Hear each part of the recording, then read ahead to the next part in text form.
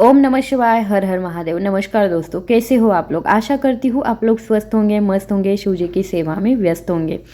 तो चलिए, आ गई है सावन की बहुत ही पवित्र तिथि, वो है सोमवार की तिथि। तो आपको इस सोमवार की तिथि को हाथ में एक बेलपत्र रखना है और उससे आपकी मनोकामना पूरी होगी। तो ये सब उपाय जो है वो हम आज के वीडियो में देखने वाले हैं। पूज्य गुरु जी की कथा सुन के विस्तार से बताने की कोशिश करूंगी। तो सबसे पहले बता दूं कि आज के वीडियो में हम 3 उपाय देखने वाले हैं। तो सबसे पहला जो उपाय है वो क्या है वो बताती हूँ। बेलपत्र हाथ में रखना है और हमारी मनोकामना बोलनी है। अब ये कैसे करना है ये सब विस्तार से हम जान लेते हैं।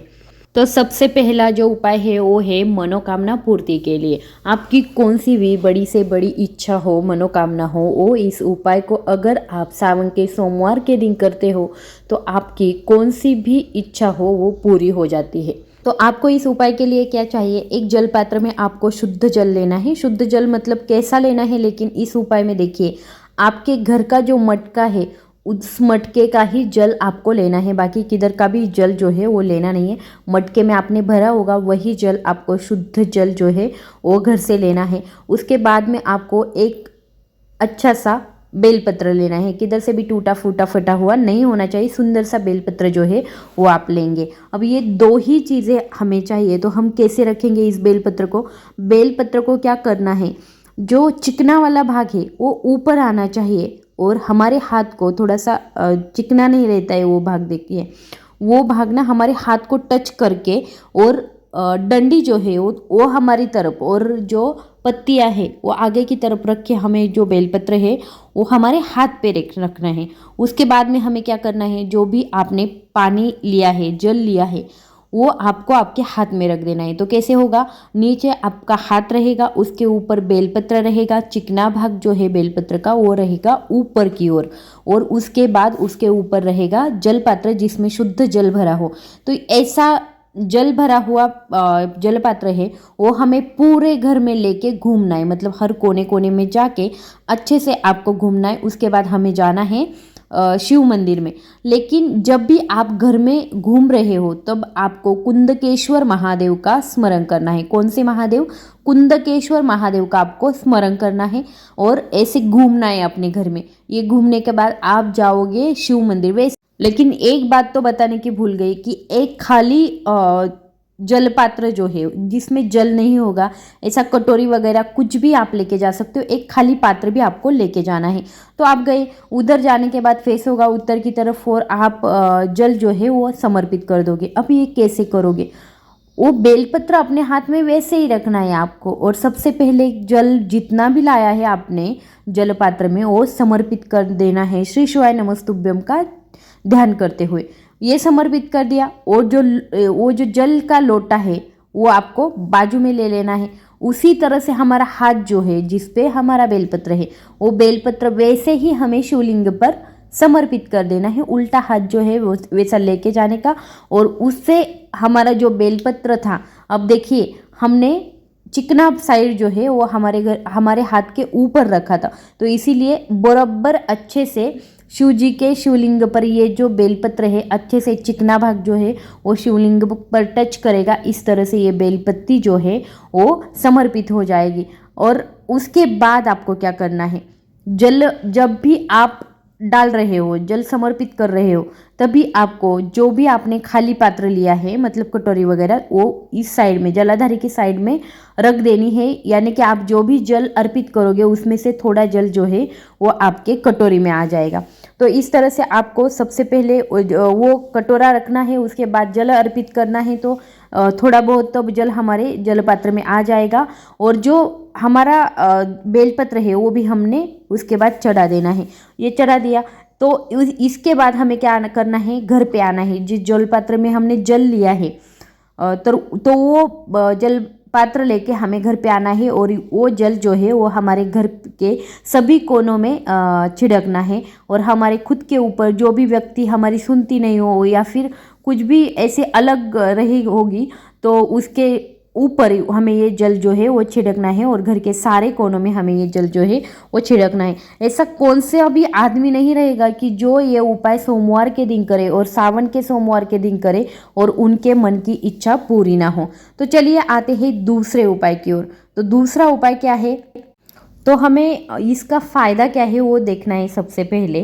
तो ये फ़ायदा क्या है कि हमें कौन सी भी चीज़ चाहिए, मतलब उसको पाना है, हमारा व्यापार है, बिजनेस है, या फिर हम नौकरी कर रहे हैं, फिर भी उसमें हमें प्रमोशन चाहिए या फिर व्यापार में वृद्धि चाहिए, अच्छा खासा कुछ तो चाहिए। हर किसी को ऐसा चाह रहती है, ऐसी चाह रहती है हर किसी को कि हमारे जीवन में हमें जो भी चाहते हैं हम लोग वो हमें मिल जाए, लेकिन वो मिलता नहीं है। कितना भी प्रयास कर लो, कितना भी प्रयत्न कर लो, वो मिलता नहीं है।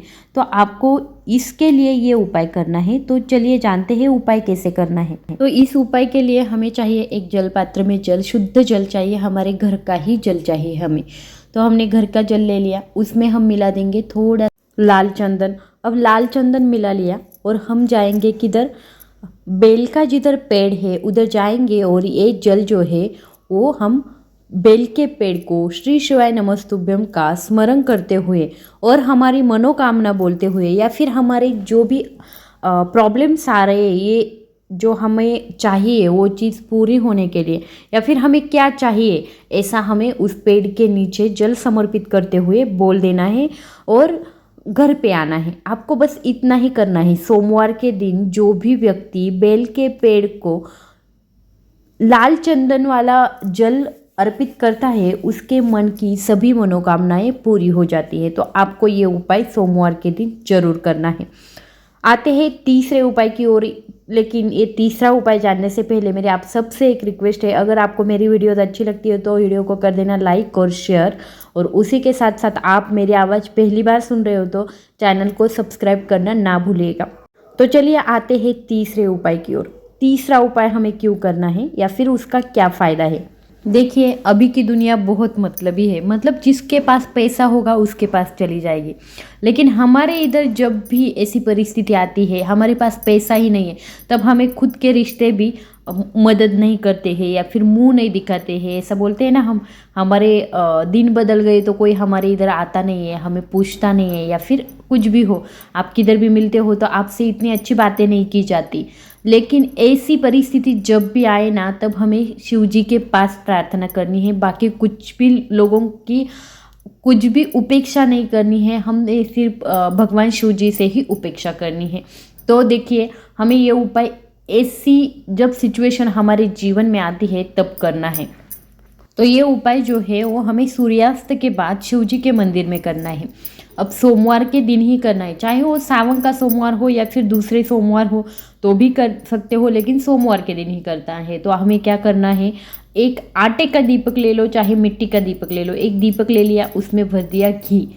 उसके बाद हमें इसमें चाहिए डालने के लिए काले तिल। तो आपको काले तिल चाहिए थोड़े से, मतलब 10, 12, 11 ऐसे कितने भी हो, थोड़े से काले तिल चाहिए।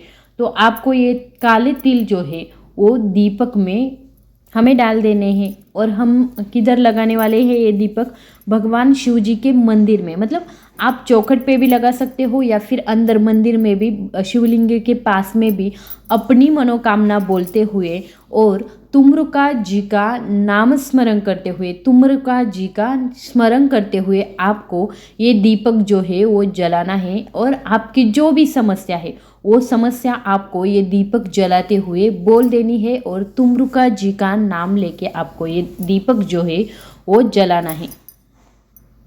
अगर आपके पास धन की समस्या हो तो वो भी आप बोल सकते हो। इस उपाय से धन की समस्या भी आपकी पूरी की पूरी खत्म हो जाएगी। तो आपको जो भी समस्या है वो भगवान महादेव जी से आपको बोलनी है और घर पे चले आना है। तो ऐसा ये उपाय है, जो भी व्यक्ति करता है उनके घर में कभी भी धन की कमी नहीं रहती, ऐसा बोलते हैं। तो ऐसे हमने इस वीडियो में पूरे 3 उपाय देखे हैं जो कि हमें सावन के सोमवार के दिन करने हैं। अगर आपको ये वीडियो अच्छी लगी होगी तो वीडियो को कर देना लाइक, शेयर और सब्सक्राइब। धन्यवाद।